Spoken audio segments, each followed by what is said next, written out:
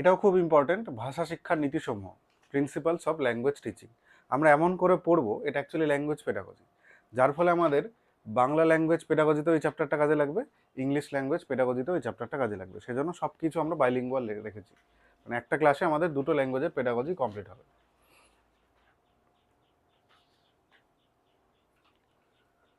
একবারে নীতি থেকে শুরু করি, তারপর এখানে আসবো। ভাষা শিক্ষার মূলত 4টে নীতিকে পিলার ধরা হয়। প্রথমত কি লেখা আছে দেখো, প্রিন্সিপাল অফ মোটিভেশন বা প্রেষণার নীতি, তাই তো? অনেক জায়গাতে প্রশ্ন পাবে যে একটা বাচ্চার ল্যাঙ্গুয়েজ লার্নিং এর জন্য কি বেশি গুরুত্বপূর্ণ। অনেকগুলো অপশন আছে। একটা অপশন আছে যে টিচারের ল্যাঙ্গুয়েজের প্রফিসিয়েন্সি, আরেকটা অপশন আছে যে বাচ্চাটার মোটিভেটেড থাকা। এই দুটোর মধ্যে আমাদের খুব কনফিউশন হয়। টিচারের ল্যাঙ্গুয়েজের প্রফিসিয়েন্সি থাকাটা খুবই জরুরি, কিন্তু বাচ্চা যদি মোটিভেটেড না থাকে তাহলে সেটা নিয়ে কি হবে? মোটিভেশন মানে বাচ্চারা পড়তে চাইছে, শিখতে চাইছে, জানতে চাইছে, তার ওই ওই জিনিসটার প্রতি চাহিদা রয়েছে, খিদা রয়েছে, প্রেরণা রয়েছে। তো মোটিভেশনও বিভিন্ন রকম হয়। যেমন আমরা মোটিভেশন কি পড়েছি, আভ্যন্তরীণ প্রেরণা, ইন্ট্রিনসিক মোটিভেশন, আরেকটা হয় বাহ্যিক প্রেরণা, যেটাকে আমরা কি বলি, এক্সট্রিনসিক মোটিভেশন। এই দুটোর মধ্যে কোনটা বেশি জরুরি? ইন্ট্রিনসিক। কেন?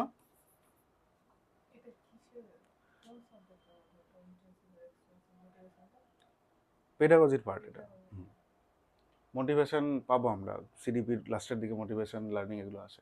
ইন্ট্রিনসিক মোটিভেশনের এক্সাম্পল বলো তো একটা, আভ্যন্তরীণ প্রেরণার। এই যে তোমরা জানতে চাইছো, সিডিপি পড়তে ভালো লাগছে তো এখন, কারণ ব্যাপারটাতে লজিক আছে, এটা ইন্ট্রিনসিক মোটিভেশন।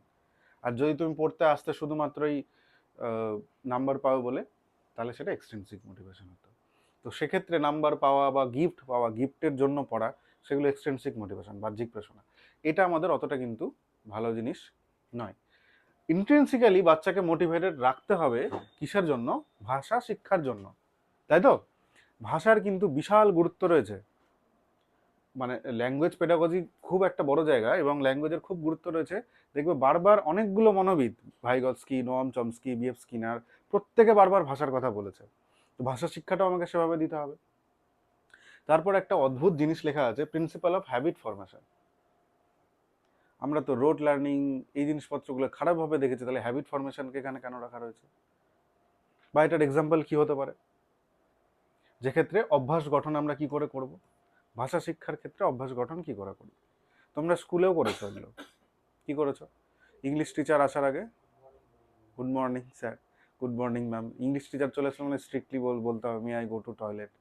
এটা হচ্ছে ভাষা মানে অভ্যাস গঠনের নীতি। তুমি ইংরেজি বলাটা শুরু করলে, বা আমরা যেহেতু মাতৃভাষা বাংলা, সেজন্য আমাদের বাংলা ততটা অভ্যাস করতে হয় না। যেহেতু আমাদের সেকেন্ড ল্যাঙ্গুয়েজ ইংলিশ, সেক্ষেত্রে আমার অভ্যাস করার জন্য ছোট ছোট লাইন বলা, ওয়ার্ড বলা, সেক্ষেত্রে আমার অভ্যাসটা তৈরি হচ্ছে। এটাও কিন্তু খুবই জরুরি। বোঝা গেল? আর কি আছে? প্রিন্সিপাল অফ ন্যাচারাল অর্ডার, স্বাভাবিক ক্রমের নীতি। ন্যাচারাল অর্ডার কিসের ন্যাচারাল অর্ডার? LSRW মনে পড়ছে? কি এটা? লিসেনিং, তাই তো? লিসেনিং মানে শোনা। শুনবো আগে, শোনা সব থেকে সহজ কাজ। তারপরে স্পিকিং মানে বলবো, বলা তার থেকে একটু কঠিন কাজ। তারপরে আমার কি? পড়বো, পড়া, পড়া আর একটু কঠিন কাজ। আমরা হিন্দি অনেকে পড়তে পারি, কিন্তু কি পারি না? লিখতে পারি না। লেখাটা সব থেকে কঠিন কাজ।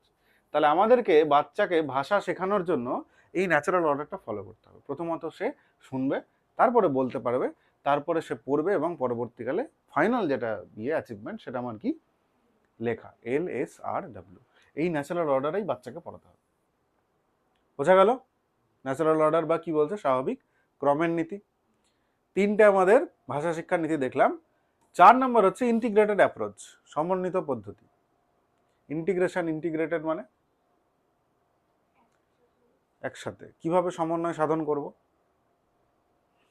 ধরে নাও, এক তো হয় সাবজেক্টের মধ্যে ইন্টিগ্রেশন হয়, মানে আমি যখন বিজ্ঞান পড়াচ্ছি, বিজ্ঞান পড়াতে পড়াতে আমি বাংলা বা ইংলিশের কিছু একটা টার্ম সম্বন্ধে তাদেরকে বললাম, তাহলে বিজ্ঞানের সঙ্গে আমি ল্যাঙ্গুয়েজের কি করলাম? ইন্টিগ্রেশন করলাম, সমন্বয় সাধন করলাম। সেভাবে এক করা যেতে পারে। আরেকটা বলছে ওই যে LSRW, এগুলোকে আলাদা আলাদাভাবে প্র্যাকটিস না করি, ওদেরকে ইন্টিগ্রেটেড ওয়েতে প্র্যাকটিস করানো। কীভাবে?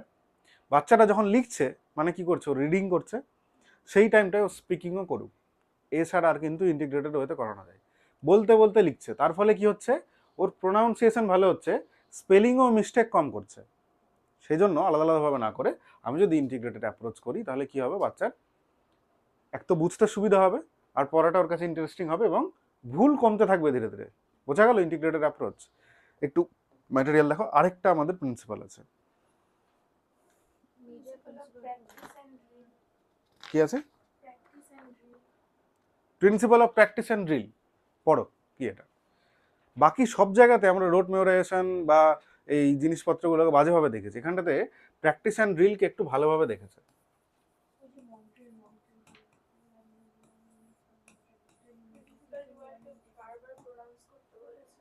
একদম।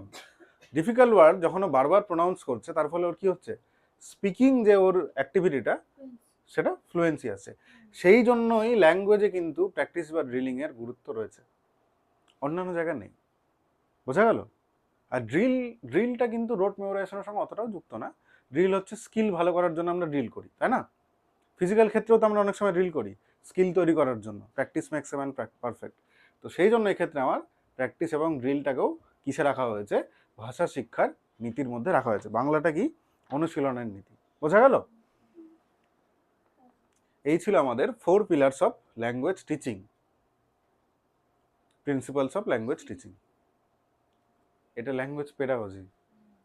এরপরে আছে আমাদের, দেখো, ল্যাঙ্গুয়েজ অ্যাজ এ সিস্টেম বলছে, তারপর আবার বলছে ল্যাঙ্গুয়েজ অ্যাজ এ টুল, তারপর আবার বলছে meaning in language. Language as a tool কে বলেছিল? ভাষা একটা হাতিয়ার, ইম্পর্টেন্ট জায়গা। ভাইগৎস্কি 2 ধরনের টুলের কথা বলেছিল, একটা ফিজিক্যাল টুল, একটা ইন্টেলেকচুয়াল টুল। ফিজিক্যাল টুলে কি কি ছিল আমাদের? পেন, খাতা, যেগুলো দিয়ে কম্পিউটার, ক্যালকুলেটর, পেন, এই মোবাইল, যেগুলোর মাধ্যমে আমি জীবনটাকে সহজতর করছি এবং যেগুলো আমি টাচ করতে পারি, সেগুলো ফিজিক্যাল টুল। এটা ছাড়াও আমাদের মধ্যে তো ইন্টেলেকচুয়াল টুল রয়েছে, যেমন কি আমাদের ল্যাঙ্গুয়েজ, তাই না? ল্যাঙ্গুয়েজ, লজিক ফ্রেমওয়ার্কস, এগুলোকে ইন্টেলেকচুয়াল টুল বলেছিল। তাহলে ল্যাঙ্গুয়েজ কি, একটা টুল, একটা হাতিয়ার, তাই তো? আচ্ছা, মিনিং ইন ল্যাঙ্গুয়েজ এটা আমরা কোথায় দেখি? তোমাদের বলা হয়েছে এর আগে সিনট্যাক্স আর সিম্যান্টিক্স। মানে আছে, ওটা আমরা কোথায় দেখি? যদি আমি বলি আই অ্যাম রেনিং, এটা তো সিনট্যাক্সটিক্যাল, ঠিক আছে। সিনট্যাক্সে শুধুমাত্র গঠন দেখা হয়, subject, verb, object, simple present টেন্সে, প্রেজেন্ট কন্টিনিউয়াস টেন্সে আছে, তাই তো? তাহলে ঠিক আছে, তাহলে এটা কোথায় ভুল আছে? মানে ঠিক নেই। যেটা আমরা কোথায় চেক করি? সিম্যান্টিক্সে। সিম্যান্টিক্স মানে কি, যেখানটাতে আমরা অর্থটা দেখি, তাই তো? সেজন্য কি বলছে, মিনিং ইন ল্যাঙ্গুয়েজ চেক করার জন্য আমরা কোথায় দেখবো? সিম্যান্টিক্স চেক করব। এটাকে কি বলছে? The branch of linguistic concerned with meaning. ভাষার সঙ্গে আমরা মানেটাও চেক করব। বোঝা গেল?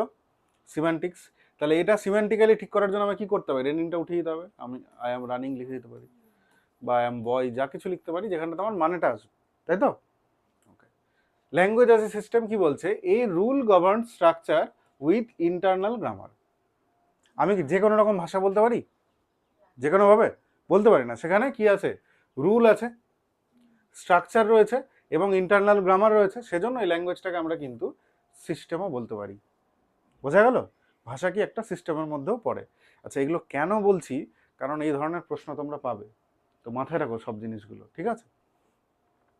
মোটিভেশন দেখলাম, হ্যাবিট ফরমেশন দেখলাম, ন্যাচারাল অর্ডার দেখলাম, কয়েকটা মডার্ন অ্যাপ্রোচ আছে, খুব ইম্পর্টেন্ট এই অ্যাপ্রোচগুলো। প্রথমটা তো খুবই ইম্পর্টেন্ট, ইন্ডাকটিভ অ্যাপ্রোচ, যেটাকে আরোহী পদ্ধতি বলছে। এর বিপরীতটা কি? অবরোহী পদ্ধতি। ডিডাকটিভ অ্যাপ্রোচ, কোনটাতে কি করা হয়? কোনটাতে? ইন্ডাকটিভে। আগে এক্সাম্পল দেওয়া হলো, মানে ধরো আমি বাড়ির বাচ্চাদের টেন্স পড়াবো, মডার্ন অ্যাপ্রোচ কিন্তু এটা ইন্ডাকটিভটা। আমাদের টেন্স পড়ানোর সময় কি করা হতো? ফর্মুলা দিয়ে দেওয়া হলো, এগুলো subject plus am is are plus verb plus ING plus object, মুখস্থ করো। মুখস্থ করে নিলাম, তারপরে 3-4টা আমাকে এক্সাম্পল দিল, তাই না? তাহলে প্রথমে কি দিল? সংজ্ঞা দিল ডিডাকটিভে। সংজ্ঞা থেকে আমি কোথায় আসলাম, উদাহরণে আসলাম, তাই তো? এফেক্টিভ হয়। এখন কি করছে, ইন্ডাকটিভ অ্যাপ্রোচ করছে। কি বলছে যে অনেকগুলো উদাহরণ দিয়ে দিল স্যার, সবগুলোই সিম্পল প্রেজেন্ট টেন্সের উদাহরণ দিল, দিয়ে বললো যে তুমি সিম্পল প্রেজেন্ট টেন্সের ফর্মুলাটা কি করো, জেনারেট করো। তো বাচ্চারা নিজে কি জেনারেট করলো, সংজ্ঞা জেনারেট করলো। তাহলে কোনোদিন ভুলবো? কোনোদিনই ভুলবে না। সেই জন্য ইন্ডাকটিভ মেথড ডিডাকটিভ মেথডের থেকে অনেক ভালো। আচ্ছা, সব জায়গাতে আবার এটা কাজে লাগে না, মানে ইন্ডাকটিভ মেথড কাজে লাগাতে পারবো না, কখনো আমার ডিডাকটিভও লাগবে। কিছু কিছু ক্ষেত্রে ইন্ডাকটিভ মেথড কিন্তু খুব জরুরি, কারণ এখানটাতে বাচ্চা কি করছে বলো তো, আবিষ্কার করছে, তাই না? আবিষ্কারমূলক পদ্ধতি আমরা দেখেছি, খুব ভালো হিউরিস্টিক মেথড, তাই না? তো ইন্ডাকটিভ মেথডে কি করা হয়, ইন্ডাকটিভ মেথডে বাচ্চাকে প্রথমে উদাহরণ বলা হয়, উদাহরণ থেকে বাচ্চা কি তৈরি করে, সংজ্ঞা তৈরি করে। তাহলে আমাকে একটা জিনিস বলো, সাধারণ থেকে বিশেষ আর বিশেষ থেকে সাধারণ কোনটা হবে? সাধারণ থেকে বিশেষ কোনটা হবে? সাধারণ থেকে বিশেষ। উদাহরণগুলো সাধারণ হয়, উদাহরণগুলো নিজের স্পেসিফিক, তাই না? প্রত্যেকটা উদাহরণ নিজের মতো করে আলাদা। আর সংজ্ঞাটা সবার উপরে অ্যাপ্লাই হয়, সেজন্য সংজ্ঞা হচ্ছে সাধারণ। তোমরা এখানে প্রত্যেকে মানুষ, সেটা একটা জেনারেল, তোমাদের স্পেসিফিক নাম রয়েছে প্রত্যেকের, ওটা বিশেষ একটা ব্যাপার, তাই না? তাহলে মানুষের মধ্যে তোমরা পড়ছো, তাহলে মানুষটা তোমাদের সংজ্ঞা, আর তোমার যেটা নাম সেটা স্পেসিফিক একটা জিনিস, বিশেষ একটা জিনিস, তোমার নামের সঙ্গে অন্যজনের নামের মিল নেই, তাই না? তো সেক্ষেত্রে উদাহরণটা হচ্ছে আমাদের কি, বিশেষ। ইংলিশে বললে এটাকে আমরা কি বলবো, স্পেসিফিক, স্পেসিফিক টু জেনারেল, ঠিক আছে, স্পেসিফিক টু জেনারেল। আর এটা আমরা কি বলবো, বিশেষ থেকে আমরা কোথায় যাচ্ছি, সাধারণে যাচ্ছি। তাহলে যে পদ্ধতিতে আমরা স্পেসিফিক থেকে জেনারেলে যাই সেটাকে আমরা কোন পদ্ধতি বলি, ইন্ডাকটিভ মেথড বা আরোহী পদ্ধতি।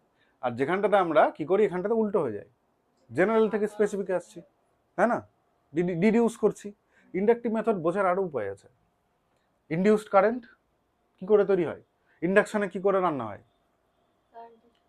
কারেন্টের সাহায্যে। ইন্ডাকশনে কি আগুন জ্বলে, বা কারেন্ট তোমার হাতে লাগে, লাগে না। নিচে একটা কয়েল থাকে, উপরে একটা কি থাকে, কুপরিবাহী পদার্থ, মানে ইসের উপরে একটা ধরো সেরামিক আছে, তার উপরে কি আছে, একটা বাসন আছে, দুটোর মাঝখানে কোনো কানেকশনই নেই, কিন্তু কারেন্টটা এখান থেকে এখানে ইনডিউসড হয়, যেটাকে আমরা বাংলায় কি বলি, আবেশিত হওয়া।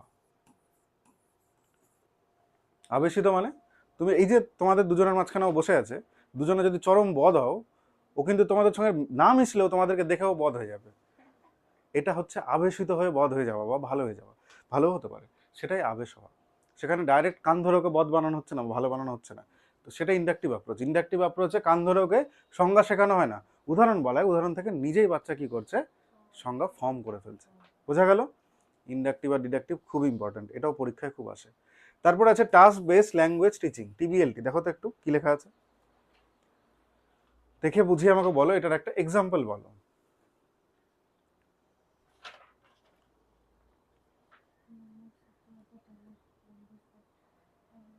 ওখানে যেটা এক্সাম্পল আছে সেটা বাদ দিয়ে অন্য এক্সাম্পল বলবে। ফুল ফর্ম বলো টিবিএলটির।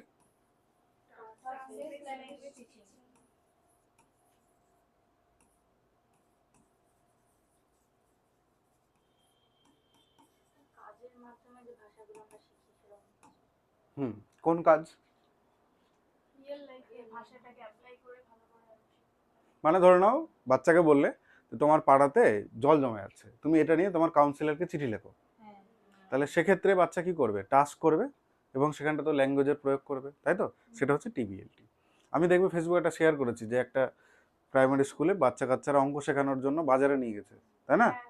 ওটাও টিবিএলটি। তো মানে ল্যাঙ্গুয়েজ টিচিং না, ওটা টাস্ক বেস ম্যাথামেটিক্স টিচিং। হ্যাঁ, লিভ অফ অ্যাবসেন্স লেখা একদম টিবিএলটির এক্সাম্পল, ও বেরোবে, তাই না? আচ্ছা, লেক্সিক্যাল অ্যাপ্রোচ, শব্দকেন্দ্রিক পদ্ধতি, দেখে বলো। ইম্পর্টেন্ট। না না, একটু ভালো করে পড়ো, গ্রামার না শিখে নয়, মানে গ্রামারের অত ইয়ে থাকবে না, মারপ্যাচ রাখা যাবে না।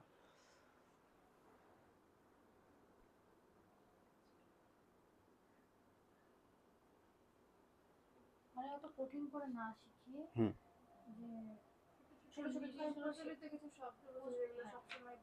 হুম, ওগুলো স্পোকেন ইংলিশ একদম।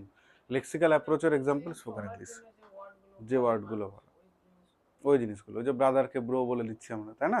Lexical approach. তাহলে সেখানটাতে কি হচ্ছে, গ্রামারের ওই আঁটো সাঁটো ব্যাপারটা নেই, বাচ্চার স্বাধীনতা আছে। কারণ বাচ্চা অন্তত আগে বলা তো শুরু করুক, তারপরে গ্রামার আসবে, তাই না? সেজন্য ল্যাঙ্গুয়েজ টিচিংয়ে লেক্সিক্যাল অ্যাপ্রোচের গুরুত্ব খুব বেশি। এরপরে আছে দেখো আরেকটা ইমার্শন মেথড। বাংলাতে দরকার পড়ে না, যেহেতু আমরা মাতৃভাষা বাংলা, না হলে দরকার পড়তো, ইংলিশে বেশি দরকার পড়তো অন্য ভাষার। নিমজ্জন পদ্ধতি, নিমজ্জিত হওয়া মানে কি? ডুবে যাওয়া। দেখো তো এটা দেখে বলো তো এটা কোথায় ব্যবহার হয় খুব? ইংলিশ মিডিয়াম স্কুলে, তাই না? দেখো লেখা আছে মাদার টাং ইজ ব্যান্ড, মাতৃভাষায় কথা বলা যাবে না। তাহলে কি করতে হবে? All subjects are taught in the targeted language. একটা টার্গেট ল্যাঙ্গুয়েজ হবে, ইংলিশ হতে পারে, হিন্দি হতে পারে, যা কিছু হতে পারে। ওই মিডিয়াম বলছে তো ওই জন্য, তো সেক্ষেত্রে সব সাবজেক্টই এই ভাষায় পড়ানো হয়। এটাকে আমরা কি বলবো? Immersion method. এটার কিছু ড্রব্যাকসও আছে, মাতৃভাষায় ভুলে যাবে। তো যাই হোক, আচ্ছা এটা বলো থিমেটিক টিচিং। থিমেটিক টিচিং কি হতে পারে? এক্সাম্পল বলো। থিমেটিক টিচিং এর বাংলা হচ্ছে থিম ভিত্তিক শিক্ষা, এটাও ইম্পর্টেন্ট। কি কি রিলেটেড? যেমন সিডিপি, সিডিপি বলার পরে তোমাদের মাথায় কি কি আসছে? পেঁয়াজে আসলো, পেঁয়াজে নিয়ে একটু আলোচনা হলো, ভাইগস নিয়ে আলোচনা হলো, কোহলবাগ। আর কেউ আসছে না মাথায়? জেডপিডি, এগুলো সিডিপিডি টার্ম, ওদেরই নাম বলতে কোনো ব্যাপার নেই, তাই না? তো যাই হোক, এই যে আমি ধরে নাও সিডিপি পড়ানোর আগে এগুলো নিয়ে তোমাদেরকে জিজ্ঞেস করলাম তুমি কি জানো পেঁয়াজে কি, ভাইগস কি, তাহলে থিমেটিক লার্নিং করছি, নির্দিষ্ট কোনো থিমের উপরে গল্প হচ্ছে। এটা কিন্তু কোনো মানে শুধু এটারই বিষয় নয়, ইভিএস পড়ানোর ক্ষেত্রে আমরা জলবায়ু জিনিসপত্র নিয়ে আলোচনা করছি, থিমেটিক লার্নিং। বোঝা গেল? থিমেটিক লার্নিং হওয়ার ফলে কি হয়, বা ধরো আমি রবীন্দ্রনাথের কোনো কবিতা পড়ানোর আগে রবীন্দ্রনাথকে নিয়ে একটু আলোচনা করলাম, থিমেটিক লার্নিং। বোঝা গেল? তার ফলে কি হয়, বাচ্চারা কনটেক্সট বুঝতে সুবিধা হয় এবং খুব সহজে ওই মোটিভেশনটা তৈরি হয় থিমেটিক লার্নিং ওয়েতে পড়লে। এটা ইম্পর্টেন্ট। স্টিফেন ক্রাসেনের ইনপুট হাইপোথিসিস খুব important. Stephen Krashen's input hypothesis বিষয়টা কি? বিষয়টা বলছে বাচ্চা নিজে থেকে কিছু একটা জানে, তুমি যদি সেই লেভেলেই তাকে পড়াও সবসময়, তাহলে তার উন্নতি হবে না। তোমাকে ওকে ইনপুট কি দিতে হবে? তার থেকে এক স্টেপ উপরে। বাচ্চা হয়তো এর আগে প্রেজেন্ট পারফেক্ট টেন্স পড়েছে আর প্রেজেন্ট কন্টিনিউয়াস টেন্স পড়েছে, তারপরে তুমি একটা এক্সাম্পল দিয়ে দিলে যে it has been raining since morning, তো হ্যাজের পরে বিন হলো, তাহলে সেখানে পারফেক্ট ইউজ হয়েছে। আবার রেইনিং কোথাও বলেছে, তার মানে সেখানে কন্টিনিউয়াস ইউজ হয়েছে। তাহলে এটা কি? এটা থেকে বাচ্চা কিছু একটা ফর্ম করছে, বা বাচ্চাকে তুমি ইনপুট দিচ্ছ এটা সম্বন্ধে, তারপরে বাচ্চা বুঝলো যে এটা প্রেজেন্ট পারফেক্ট কন্টিনিউয়াস। তার ফলে তার কি হলো, লার্নিং লেভেলটা ওয়ান স্টেপ হায়ারে আসলো। তো তোমাকে কি করতে হবে, ইনপুটটা সবসময় একটু ওয়ান স্টেপ হায়ারে দিতে হবে। এটা হচ্ছে স্টিফেন ক্রাসেনের ইনপুট হাইপোথিসিস। পরীক্ষায় আসে যে স্টিফেন ক্রাসেনের ইনপুট হাইপোথিসিসে কি ইনপুট দেওয়া উচিত? আই দেওয়া উচিত, জিরো দেওয়া উচিত, আই প্লাস জিরো দেওয়া উচিত, না আই প্লাস ওয়ান দেওয়া উচিত, না আই মাইনাস ওয়ান দেওয়া উচিত? আই প্লাস ওয়ান, আইটা হচ্ছে ওর নর্মাল লেভেলটা, তারপরে তোমাকে ওয়ান স্টেপ বেশি ইনপুট দিতে হবে। হবে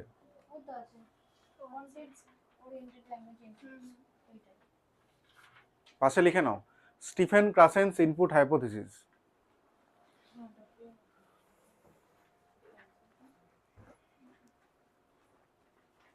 স্টিফেন ক্রাসেন্স,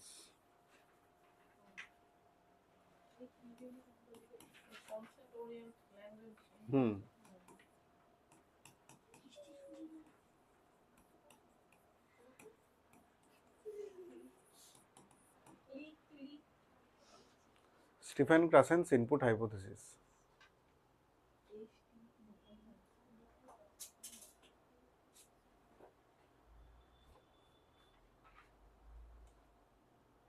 শিক্ষার্থীর পারিপার্শ্বিক অবস্থার মাধ্যমে নতুন ইনপুটটি বুঝতে পারে, যা স্বাভাবিক ভাষা অর্জনে সাহায্য করে। এবং সেগুলো কি করা হয়? পারিপার্শ্বিক মানে রিয়েলিটির সঙ্গে মিল রেখে করা হয়। Through context allowing natural acquisition. Acquisition মানে অর্জন করা, যেটা ইনফর্মাল ওয়েতে হয়। মাতৃভাষা আমরা অ্যাকুইজ করি, তাই না? অ্যাকুইজিশন করি। লার্নিংটা যেটা ফর্মাল ওয়েতে হয়, স্কুলে গিয়ে হচ্ছে, দ্বিতীয় ভাষা, তৃতীয় ভাষা। বুঝলে? বোঝা গেল? কনসাসনেস রেজিং, সচেতনতা বৃদ্ধি। একটা বাচ্চার সচেতনতা কি করে বৃদ্ধি করবে? যদি তোমাকে দিয়ে দিল পরীক্ষাতে এই অপশান আছে, কোন অপশানে তুমি কনসাসনেস রেজিং করবে? দেখো বলছে যখন বাচ্চারা পড়তে শুরু করলো, বা ধরো তুমি তাকে টেন্স পড়ালে, টেন্স পড়ানোর পরে তাকে তুমি একটা গদ্য দিয়ে দাও, বা যে কোনো একটা র্যান্ডাম বুক থেকে বলো যে তুমি এই জায়গাটা দেখো, এখানে প্রেজেন্ট পারফেক্ট টেন্সের এক্সাম্পল কী আছে বের করো। ও তখন কনসিয়াসলি পড়বে, দিয়ে নিয়ে নিজে যখন বের করে আনবে ওর কী হবে, প্রচণ্ড সচেতনতা বৃদ্ধি হবে। বা পড়ার সময় জ্যোতি চিহ্নর যে ব্যবহারগুলো হয়, কোথায় দাঁড়িয়ে হবে, কোথায় কমা হবে, কেন সেগুলো দেওয়া হচ্ছে, সেগুলো যখন ও বলবে বা সেগুলো যখন রিসাইট করলো, রিসাইটেশন করতে করতে কী হবে, জ্যোতি চিহ্নের ব্যবহার ভালো করে জানবে। তো এইভাবে বাচ্চাদের কী করা উচিত, আমাদের কনসাসনেস রেজিং করা উচিত, যার ফলে কি হবে, গ্রামার রুল নোটিস করবে এবং ন্যাচারালি উইদিন এ টেক্সট। ঠিক। আর systematic competence without forcing rote memorization of rules, মুখস্থ না করে ও বিভিন্ন জিনিস খুঁজে খুঁজে খুঁজে খুঁজে যেহেতু বার করছে, তাহলে ওর কি হচ্ছে, নর্মালি ন্যাচারালি কি হচ্ছে, সিস্টেমেটিক কম্পিটেন্সের মাধ্যমে ওর কনসাসনেসটা বৃদ্ধি পাচ্ছে। বোঝা গেল? এগুলো কিন্তু প্রশ্ন এসেছে বলেই আমি স্লাইডে রেখেছি। ন্যাশনাল এডুকেশনাল পলিসির 3 ল্যাঙ্গুয়েজ ফর্মুলা ইম্পর্টেন্ট। এনইপি কত, এটা 2020, এনইপি 2020-তে 3 ল্যাঙ্গুয়েজ ফর্মুলার কথা বলেছে। সেখানে বলেছে 3টে ল্যাঙ্গুয়েজ একটা বাচ্চার শেখা উচিত, যেখানটাতে ফার্স্ট ল্যাঙ্গুয়েজটা মাদার টাং, এবং মাদার টাংটা দেখো বেসে আছে, মাদার টাং বেস, তার উপরে দাঁড়িয়ে থাকবে একটা সেকেন্ড ল্যাঙ্গুয়েজ, যেটা আমাদের বেশিরভাগের ক্ষেত্রে ইংলিশ, তাছাড়াও একটা থার্ড ল্যাঙ্গুয়েজ পড়তে হবে। থার্ড ল্যাঙ্গুয়েজটা ক্লাসিক্যাল ল্যাঙ্গুয়েজ বা আঞ্চলিক ভাষা হতে পারে। থার্ড ল্যাঙ্গুয়েজ আমরা কি পড়েছি বলো তো? সংস্কৃত পড়েছি, বুঝতে পারলে, ওই এনইপি 2020-র জন্য।